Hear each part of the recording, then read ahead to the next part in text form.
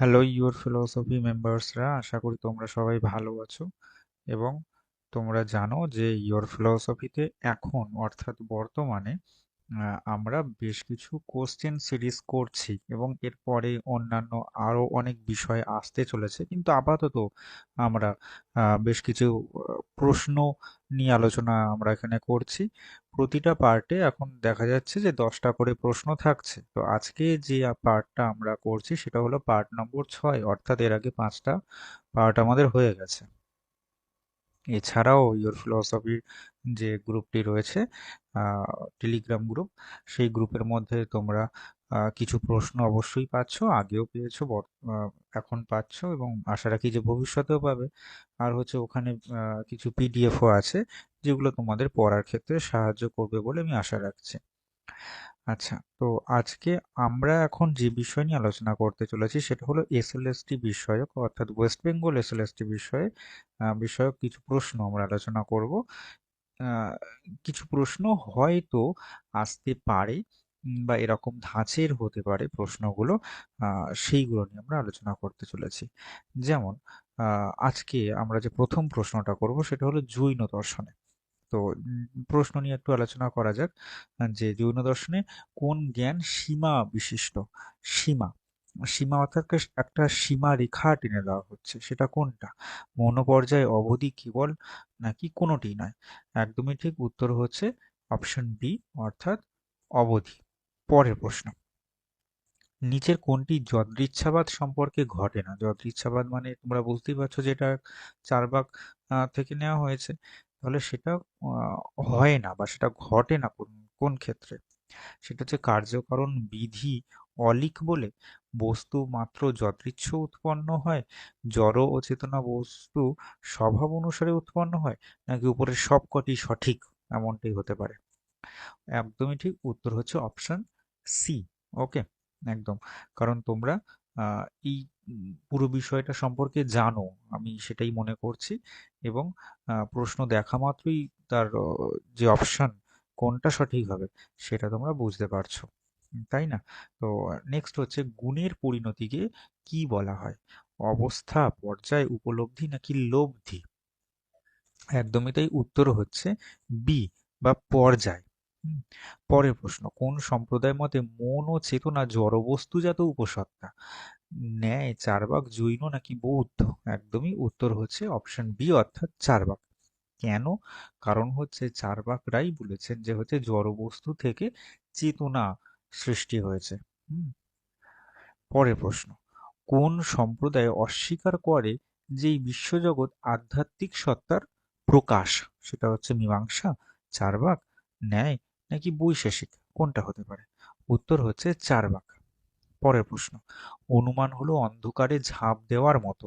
কোন ভারতীয় দর্শনে আমরা এরকম মত পাই? উত্তর অবশ্যই হচ্ছে চার্বাক। চলো পরবর্তী যে প্রশ্ন সেটা হচ্ছে চার্বাক মতে মোক্ষ এই শব্দটার অর্থ কি? তোমরা জানো যে হচ্ছে চার্বাকরা মোক্ষ বলে আলাদা কোনো পুরুষার্থকে ওনারা স্বীকার করেননি, কারণ ওনারা দুইটি প্রকার পুরুষার্থকে স্বীকার করছেন, এক হচ্ছে অর্থ আর এক হলো কাম। তাহলে মোক্ষ বলতে গেলে কি বোঝাচ্ছেন? অথচ আমরা দেখতেই পাই যে হচ্ছে ভারতীয় দর্শন সম্প্রদায় যেন এক প্রকার মোক্ষের দিকে ঝুঁকে যাচ্ছে। হ্যাঁ, তাহলে এই চার্বাক দর্শন, যিনি মানে যারা ভারতীয় দর্শনের যে অধ্যায় সেই অধ্যায়ে স্থান পেয়েছে, এই ক্ষেত্রে তারা মোক্ষ বলতে কি বোঝাচ্ছে? দুঃখের আত্যন্তিক নিবৃত্তি, আনন্দ আকাঙ্ক্ষা, তত্ত্বজ্ঞান লাভ করা, নাকি জীবনের সমাপ্তি বা মৃত্যু? একদমই তাই, ওনারা কিন্তু জীবনের সমাপ্তি বা মৃত্যুকেই মোক্ষ বলেছেন। পরের প্রশ্ন, নিগ্রহের অর্থ বা এর অন্য নাম কি? গুপ্তি, বন্ধ ও রুদ্ধ, নাকি উপরিউক্ত সবগুলো? একদমই তাই, এটা হবে গুপ্তি। তোমরা জানো যে গুপ্তি কিন্তু 3 প্রকার। হ্যাঁ, ত্রিগুপ্তি বলা হয়। কি কি সেটা কিন্তু তোমরা কমেন্ট করে জানিয়ে দিও, আমি দেখতে চাই যে তোমরা কতটা পড়াশোনা করছো। নেক্সট, চার্বাক নীতিবিদ্যার অপর নাম কি? স্বভাববাদ, যদৃচ্ছাবাদ, আকস্মিকতাবাদ, নাকি সুখবাদ? দেখো, নীতিবিদ্যা বা এথিক্স, এই নীতিবিদ্যা এথিক্স হচ্ছে সুখবাদ। ঠিক আছে, নীতিবিদ্যার অপর নাম হচ্ছে সুখবাদ, কারণ তারা সুখের কথা বলেছেন।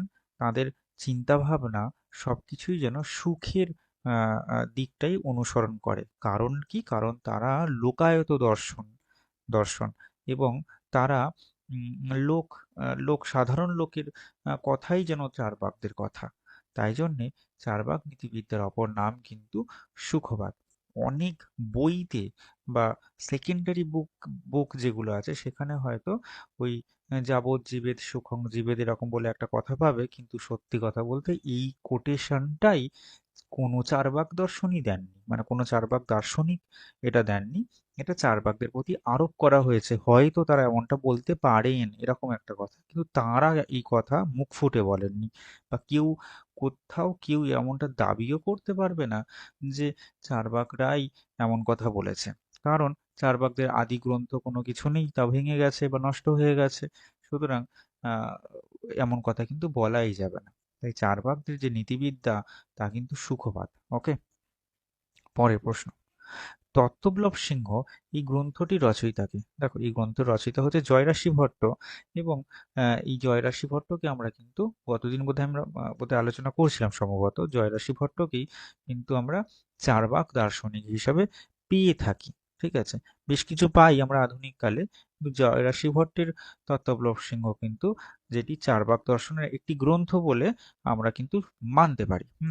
ঠিক তেমনি মাধবাচার্যের যে সর্বদর্শন সংগ্রহ আছে সেখানেও কিন্তু চার্বাক কথার উল্লেখ পাই, তাই জন্য কিন্তু সেইটিকেও কিন্তু ওই চার্বাকদের গ্রন্থ বলে মনে করা হয়। কিন্তু সর্বোপরি বা হাইয়েস্ট যদি কোনো কিছু থেকে থাকে তাহলে তা কিন্তু জয়রাশি ভট্টের তত্ত্ববল্লভ সিংহ। কেমন?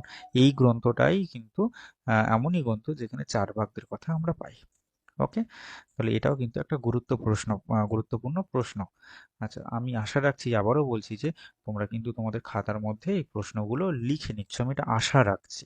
ঠিক আছে, কারণ যত প্রশ্নের সংখ্যা তোমার কাছে বাড়বে ততই কিন্তু তোমার মন থেকে ভয় ভীতিগুলো কিন্তু ধীরে ধীরে কমবে এবং নিজের মনের মধ্যে একটা সাহস জাগবে যে হ্যাঁ আমিও পারবো বা আমিও পারি, এরকম একটা ব্যাপার। কেমন? তো আশা রাখি যে তোমাদের এই এই এই যে যে কটা প্রশ্ন আমি বোঝালাম বা করালাম, এই কটা তোমাদের ভালো লেগেছে। এবং আমি এটাও আশা রাখছি যে আপকামিং আরো বেশ কিছু প্রশ্ন আমি তোমাদেরকে দিয়ে দেবো, বা বেশ কিছু কন্টেন্ট অবশ্যই আলোচনা হবে যেগুলো পরীক্ষার জন্য সাহায্য করবে। কেমন? ধন্যবাদ। এতটুকু ভালো লাগলে অবশ্যই একটা সাবস্ক্রাইব করে দিও এবং আহ, তোমার বন্ধুদের সাথে অবশ্যই শেয়ার করে দিও। ঠিক আছে? আর ধন্যবাদ এতটুকু দেখবার জন্য। হ্যাঁ, ভালো থেকো, সবাই ভালো থেকো, দেখা হবে আবারও খুব শীঘ্রই।